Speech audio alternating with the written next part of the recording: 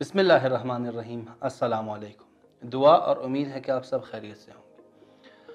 हम बचपन से सुनते चले आ रहे हैं कि ज़िंदगी एक सफ़र है। इंसान इस दुनिया में आता है, अपने सफ़र का आगाज़ करता है और इस दुनिया से चला जाता है। ये बात किसी हद तक सही है, लेकिन एक गलत कंसेप्ट जो हम समझते हैं और मामूलन हमारे ज़हनों में यही कंसेप्ट होता है कि इस सफ़र का इख्तिताम मौत है। जब इंसान इस दुनिया से चला जाता है तो उसका सफ़र ख़त्म हो जाता है। दरहाल कि ऐसा नहीं है। ये हमारे उस बहुत तूलानी और लंबे सफ़र का, ना ख़त्म होने वाले सफ़र का एक छोटा सा हिस्सा है। फ़र्ज़ कीजिए मैंने कराची से इस्लामाबाद जाना है और इस सफ़र के लिए मैंने किसी ख़ास मकाम से, फ़र्ज़ कीजिए मैंने कोयटा से अपने इस सफ़र के लिए चीज़ें ख़रीदनी हैं, तो मैं जूँ ही कोयटा पहुँचता हूँ, कोयटा मेरा असली डेस्टिनेशन नहीं होता। कोयटा से मैंने बाज़ चीज़ें ख़रीद कर अपने असली सफ़र की तरफ जाना है। यहाँ पर भी दुनिया, फ़र्ज़ कीजिए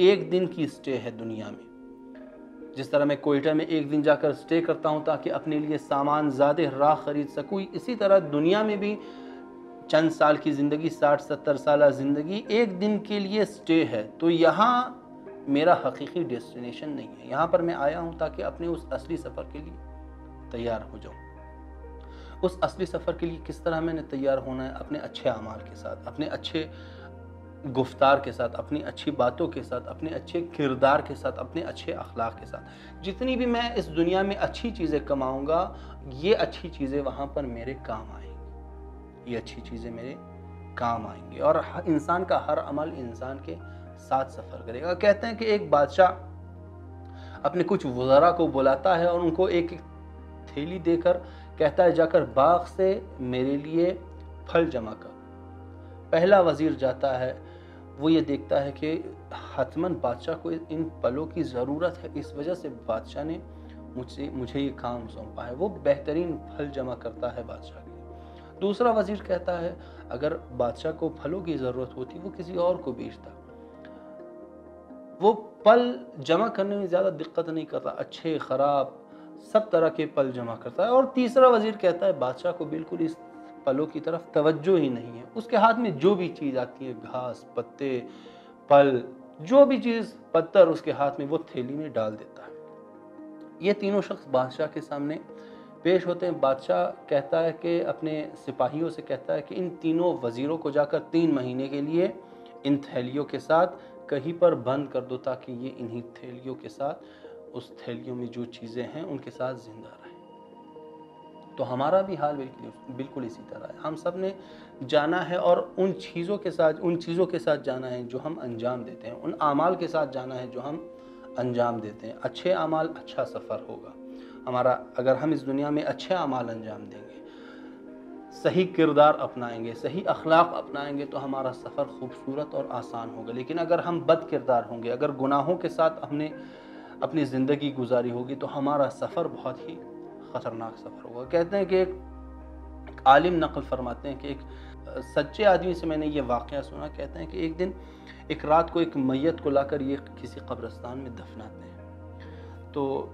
जब वो मैयत को दफना कर चले जाते हैं उसकी फैमिली वाले, तो कुछ देर बाद उस कब्र में आकर एक ख़तरनाक भेड़िए की तरह एक कुत्ता ख़तरनाक आकर उस कब्र में चला जाता है। ये शख्स बहुत ही वहशतनाक हालत में, बहुत ही सख्त हालत में किसी आलिम के पास आता है और बयान करता है कि मैंने ये मंज़र देखा। कब्र बंद था लेकिन वो जानवर उस कब्र के अंदर चला गया। तो उस आलिम ने कहा कि मैंने उस शख्स से कहा कि वो उसके बुरे आमाल थे। जब जाकर हमने जुस्तजू की, उसका पता किया, तो हमें पता चला कि वो इंतहाई बद अखलाक शख्स था।